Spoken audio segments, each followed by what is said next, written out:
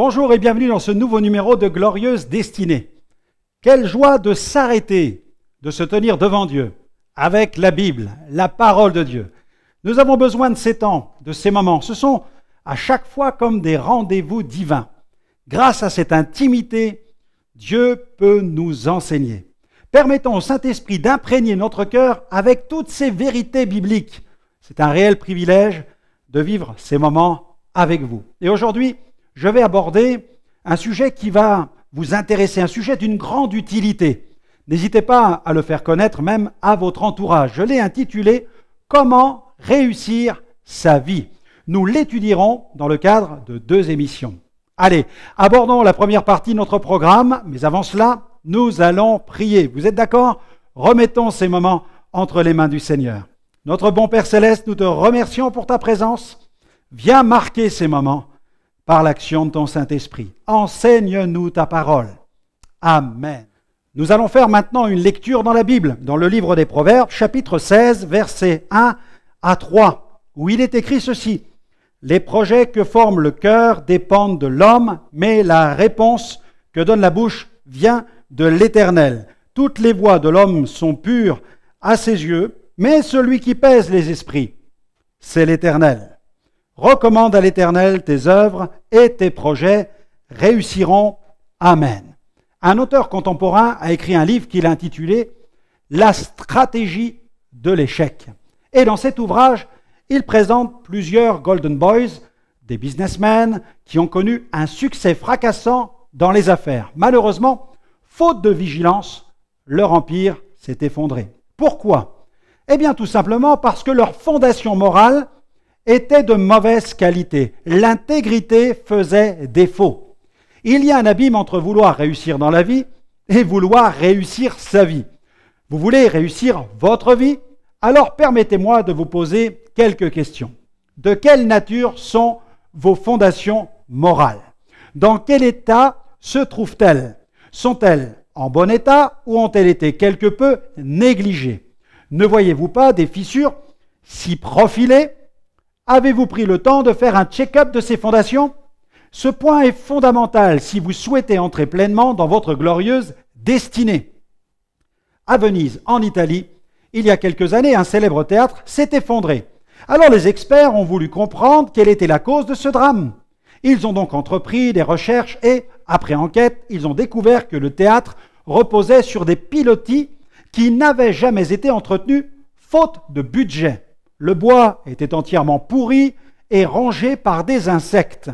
Cette négligence a eu des désastreuses conséquences. Des fondations solides ne s'obtiendront jamais à bon marché. Le monde et le diable font les soldes, mais jamais le Seigneur. Dans l'œuvre de Dieu, il y a toujours un prix à payer. Jésus a dit, si quelqu'un veut venir après moi, qu'il renonce à lui-même, qu'il se charge de sa croix et qu'il me suive. Êtes-vous prêt à payer le prix? Selon Dieu, le seul chemin qui vous garantira le succès, c'est celui de la croix. Seule la parole de Dieu peut nous donner les fondations nécessaires à une vie chrétienne d'excellence qui sera véritablement solide.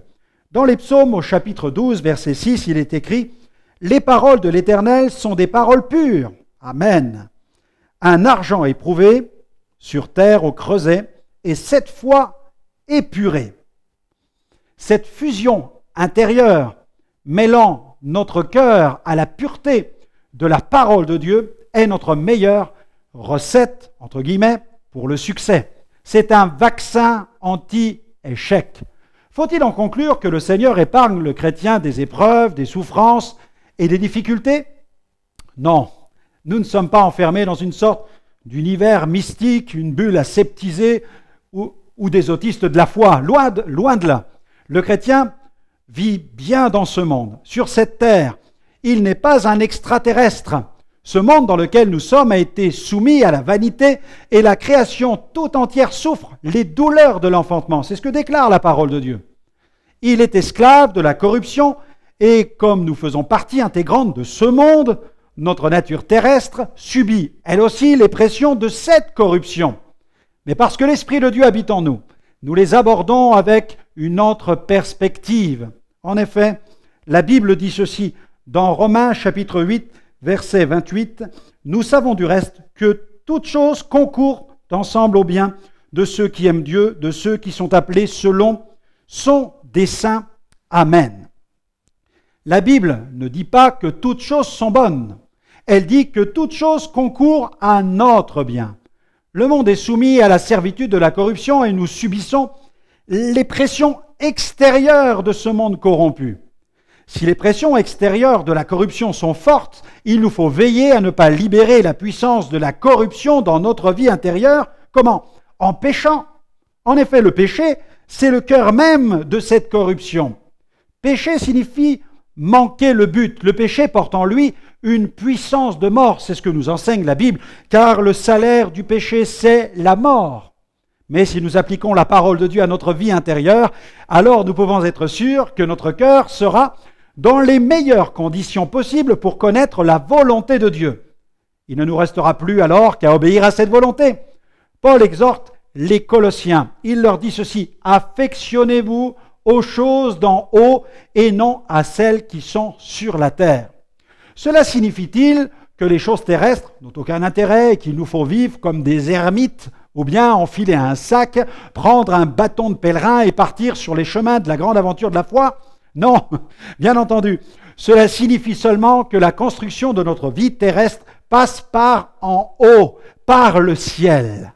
Notre vie doit se construire selon des plans réalisés par le maître d'ouvrage divin, l'Éternel, notre Dieu.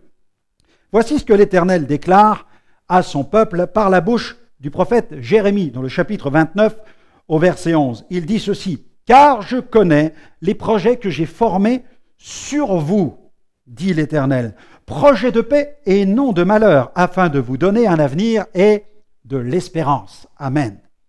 La réussite ne peut se résumer à une carrière professionnelle, à l'acquisition d'une belle voiture ou d'une belle maison. La réussite nécessite des matériaux d'une certaine nature, la nature morale et spirituelle. Ces matériaux portent un label qualité divine. Ce label nous permet de résister à l'épreuve du temps. Il ne nous promet pas une traversée facile, c'est vrai, mais il nous assure une arrivée à bon port. La réussite implique aussi une rigueur, un sérieux dans l'utilisation de ces matériaux. Sacrifier son couple ou sa famille sur l'autel de la réussite pour atteindre le succès est la preuve d'un terrible échec. La Bible dit, si quelqu'un n'a pas soin des siens, et principalement de ceux de sa famille, il a renié la foi et il est pire qu'un infidèle. On peut lire sur la tombe d'un homme riche l'épitaphe suivante. Elle m'a beaucoup interpellé. Elle ne peut que nous interpeller. Il eut de grands biens pendant sa vie, des maisons, des propriétés, une fortune. Maintenant, il ne lui reste plus que ce petit coin de terre. La Bible dit aussi, dans Luc 9, 25, « Et que servirait-il un homme de gagner tout le monde s'il se détruisait ou se perdait lui-même » Quelle gloire y a-t-il à être l'homme le plus riche d'un cimetière? Avez-vous déjà vu un coffre-fort suivre un cercueil? Jésus a ajouté dans Luc 12, verset 15, « Gardez-vous avec soin de toute avarice, car la vie d'un homme ne dépend pas de ses biens, fût-il même dans l'abondance. » Un béton de qualité implique une préparation selon des règles précises. Il faut savoir doser les différents produits qui entrent dans la composition de ce béton. J'avais décidé de réaliser une petite terrasse en béton sur le terrain de ma maison il y a quelques années. J'avais creusé un trou pour y couler le béton, mais j'avais oublié un élément essentiel, mettre des barres d'acier dans le trou pour armer ce béton. Résultat, dès que les premières gelées ont fait leur apparition, la dalle a commencé à se fissurer et depuis, elle ne cesse de se désagréger au fil du temps. Veillez à la nature et à la qualité des matériaux que vous comptez employer pour la réalisation de vos fondations. Quels sont les ingrédients du véritable succès? À la lumière de la parole de Dieu, nous allons aborder quelques points qui constitueront les solides fondations sur lesquelles vous allez pouvoir faire reposer votre vie spirituelle. Ces points vous placeront sur la trajectoire du véritable succès. Succès que l'on ne peut obtenir qu'avec la bonne attitude et la bonne mentalité. En effet, où se trouve l'organe décisionnel de notre vie? Il se trouve dans notre vie intérieure, c'est-à-dire dans notre cœur. Tout se décide à l'intérieur, dans notre esprit, dans le siège de nos pensées, de nos émotions, là où Dieu désire occuper la première place. Et c'est à partir de notre cœur que nous prenons la décision qui va nous pousser vers notre destinée et toutes ces nombreuses décisions. Veillons donc sur notre cœur et prenons soin de ce cœur, car il est l'organe spirituel déterminant dans notre vie chrétienne. Dans le livre des Proverbes, il est écrit, Proverbes chapitre 4, verset 23, il est écrit ceci: « Garde ton cœur plus que toute autre chose, car de lui viennent les sources de la vie. » Quelqu'un a dit, le présent est la semence du futur. C'est donc aujourd'hui que nous prenons des décisions qui vont influencer demain. Alors, déposons sans attendre et dans une bonne terre, une bonne semence, afin de récolter du bon fruit. C'est bon tout cela. Allez, on marque une pause musicale avec mon ami Dan Luyten qui chante « Roi des cieux ». Voilà, Roi des cieux. Achetez les albums de Dan Luyten, allez sur son site et régalez-vous. C'est un véritable chantre de l'Éternel. Et je suis tellement heureux qu'il ait accepté de faire partie du réseau des artistes Gospel Vision and Friends. Alors, on l'écoute sans attendre.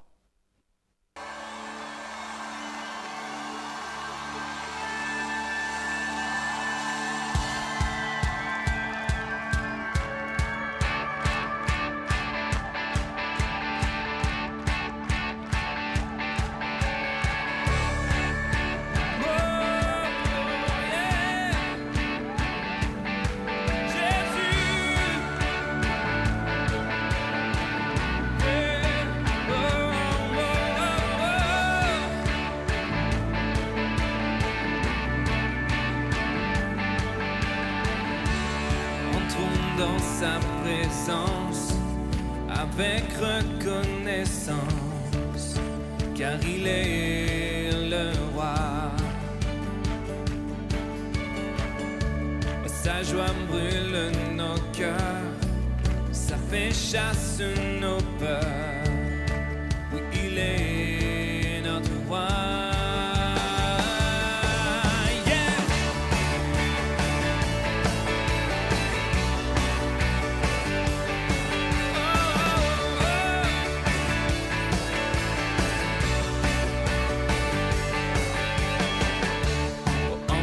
Dans sa présence, avec reconnaissance, car il est le roi. Sa joie brûle nos cœurs, ça fait chasse nos peurs.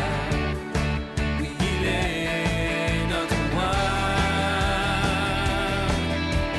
Notre roi, louons-le.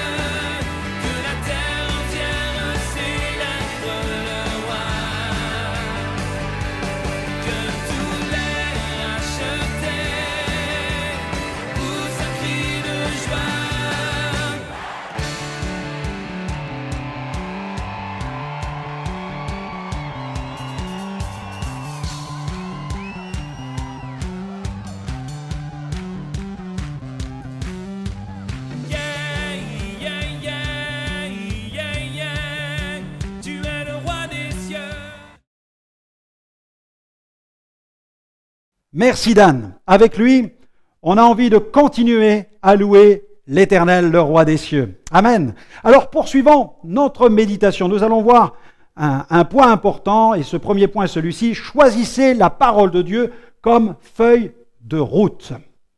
Nous allons faire une lecture, parce que Dieu a adressé une ferme recommandation un jour à un serviteur éminent. Il s'agit de Josué. Dans le chapitre 1er du livre de Josué, au verset 8, il est écrit « Que ce livre de la loi ne s'éloigne point de ta bouche. Médite-le jour et nuit pour agir fidèlement selon tout ce qui est écrit, car c'est alors que tu auras du succès dans tes entreprises, c'est alors que tu réussiras. Amen. N'imposez pas votre feuille de route au Seigneur. » Parlant de sa parole, le Seigneur a aussi dit à Josué, « Ne t'en détourne ni à droite ni à gauche. » C'est la parole qui vous révèle la volonté de Dieu. Et votre meilleure place se trouve dans la volonté de Dieu, c'est-à-dire dans la parole de Dieu. Dans les psaumes, le psalmiste a fait une déclaration qui est intéressante au sujet de la parole de Dieu. Psaume 119, verset 105, il dit « Ta parole est une lampe à mes pieds et elle est une lumière sur mon sentier. » Amen. La parole de Dieu est votre feuille de route. Elle est votre feuille de route et elle éclaire votre chemin. En vous dirigeant d'après les préceptes de Dieu, vous êtes sûr d'être sur la bonne route et d'avancer dans la bonne direction.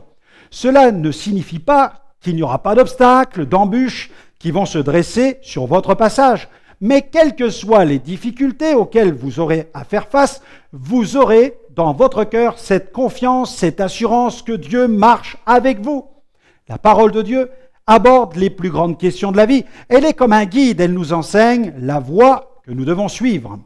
Dans le livre des psaumes, l'Éternel déclare ceci, dans le psaume 32, verset 8, il dit « Je t'instruirai, je te montrerai la voie que tu dois suivre, je te conseillerai, j'aurai le regard sur toi. » Amen. Et par la bouche du prophète Ésaïe, Dieu dit encore « Ainsi parle l'Éternel, ton Rédempteur, le Saint d'Israël. Moi l'Éternel, ton Dieu, je t'instruis pour ton bien, je te conduis dans la voie que tu dois suivre. » Amen. Attention, la réussite n'arrive pas par hasard dans la vie. Elle a un prix. La médiocrité sera toujours votre pire partenaire. Fuyez la médiocrité. Tendez vers l'excellence. Choisissez une vie qui va glorifier le Seigneur. Moïse a vécu une vie intense avec Dieu. Sa vie fut unique. Peu sont ceux qui ont vécu des vies aussi remplies et exaltantes. Cela signifie-t-il que Dieu n'aurait plus rien de valable à nous proposer? Non, bien sûr. Josué en est la preuve. Ce que le Seigneur avait prévu pour Josué était tout aussi exaltant. Seulement, ce que Dieu avait prévu pour Josué était taillé sur mesure pour lui. L'Éternel lui a dit « Je serai avec toi comme j'ai été avec Moïse. » L'Éternel avait un programme préparé tout spécialement pour Josué. Le succès n'est pas venu comme par magie dans la vie de Josué. L'accomplissement du programme de Dieu dans la vie de Josué impliquait une obéissance sans faille aux enseignements de la parole de Dieu. Josué fut un conquérant. Sa vie fut marquée par le succès. Pourquoi? Eh bien, tout simplement parce qu'il écouta Dieu et décida de diriger sa vie selon les directives de Dieu. Trop de gens n'en font qu'à leur tête et se plaignent ensuite d'être dans les problèmes. Parfois même, ils accusent Dieu et lui reprochent un manque de fidélité de sa part. Il est si difficile pour l'homme d'assumer ses échecs qu'il se trouve toujours des excuses. Il en cherche les causes, mais regarde rarement à l'intérieur de lui-même. Parfois, cette cause n'est pas très loin, elle est là, toute proche, à l'intérieur, dans son cœur. Nous sommes en effet bien souvent la principale cause de nos problèmes. La repentance, quant à elle, consiste à accepter ce voyage intérieur où nous sommes disposés à reconnaître nos limites et prêts à accepter l'autorité totale de Dieu sur notre vie. Aussi, n'essayons plus d'esquiver ou d'échapper à nos responsabilités lorsque nous échouons. Reconnaissons nos erreurs et repentons-nous de nos péchés. L'apôtre Jean a dit, « Si nous confessons nos péchés, il est fidèle et juste pour nous les pardonner et pour nous purifier de toute iniquité. » Alors, Examinons nos voies. Il y a une forme de contrôle technique obligatoire pour les véhicules. Ce contrôle permet d'identifier d'éventuelles anomalies. Soyons assez courageux pour soumettre notre vie aux différents points de contrôle de la parole de Dieu. Ne nous trompons pas nous-mêmes par de faux raisonnements, c'est ce que dit la Bible. Le Seigneur aura toujours le dernier mot. Il a toujours raison. Alors, c'est sûr, je dois sûrement être dans mon tort. L'apôtre Jacques a dit ceci dans Jacques chapitre 1, verset 22. « Mettez en pratique la parole, ne vous bornez pas à l'écouter en vous trompant vous-même par de faux raisonnements. » Êtes-vous déterminé à bâtir votre vie selon le plan divin? Vous voulez connaître le succès selon Dieu? Alors, comme Josué, plongez votre cœur dans la source vive des Saintes Écritures. La sainte parole de Dieu vous purifiera, vous remplira et vous désaltérera. Le rafraîchissement est assuré. Quel fut l'ordre de l'Éternel adressé à Josué? Il lui a dit que ce livre de la loi ne s'éloigne point de ta bouche. Notons chaque point, médite-le jour et nuit pour agir fidèlement selon tout ce qui est écrit. Car c'est alors que tu auras du succès dans tes entreprises, c'est alors que tu réussiras. Le Seigneur ne lui demanda pas de parcourir le livre de Dieu en diagonale, non. Il lui demanda de le méditer, et cela jour et nuit. Le mot méditer provient d'un mot hébreu, aga, qui revêt aussi les sens suivants, gémir, soupirer. Méditer comporte un sens profond qui touche notre vie intérieure. Méditer la parole de Dieu permet au Saint-Esprit d'exercer son ministère dans notre cœur. Il peut alors accomplir son œuvre et nous communiquer des dons et des grâces. C'est en méditant que l'Esprit peut commencer un travail intérieur. Il peut ensuite nous faire connaître la volonté de Dieu. Le Saint-Esprit a pour mission d'appliquer à notre vie la parole de Dieu. Dans l'Évangile de Jean, chapitre 14, verset 26, Jésus a annoncé le ministère du Saint-Esprit. Il a dit « Mais le Consolateur, l'Esprit Saint que le Père enverra en mon nom, vous enseignera toutes choses et vous rappellera tout ce que je vous ai dit. » Amen. L'Esprit de Dieu va pouvoir nous faire connaître la volonté de Dieu de telle manière que nous serons inspirés dans nos prières. Josué fut un homme de la parole, un homme inspiré, un homme dirigé par l'Esprit. Voici quel était le secret de son succès. Son désir de diriger sa vie selon le conseil de Dieu lui valut d'être un instrument de Dieu qui permit la réalisation d'un rêve national vieux de 450 ans. Oui, il a permis cette victoire. Voici un autre conseil. Confiez la construction de votre vie au divin architecte. Sommes-nous suffisamment solides pour affronter la vie tout seuls? Pensons-nous pouvoir nous en sortir par nos propres forces? Que dit la Bible? Dans le psaume 127, verset 1. « Si l'Éternel ne bâtit la maison, ceux qui la bâtissent travaillent en vain. Si l'Éternel ne garde la ville, celui qui la garde veille en vain. » Le Seigneur Jésus a enseigné une parabole qui traite de la manière dont nous devons construire notre vie. Christ est-il votre fondation? Votre vie repose-t-elle totalement sur lui? Lui en avez-vous confié tous les aspects? Au fil du temps, nous avons vu bon nombre d'enfants de Dieu faire naufrage parce qu'ils n'avaient pas veillé sur leur manière de vivre. Jésus avait perdu, sa place de maître d'œuvre dans leur vie, puis celle de consultant, pour finir témoin silencieux d'une œuvre à laquelle il n'avait plus aucune part. Jésus était devenu le grand absent. La fondation avait été remplacée dans la vie de ces chrétiens par l'ego. Une telle œuvre, écoutez-moi bien, une telle œuvre est vouée à l'échec.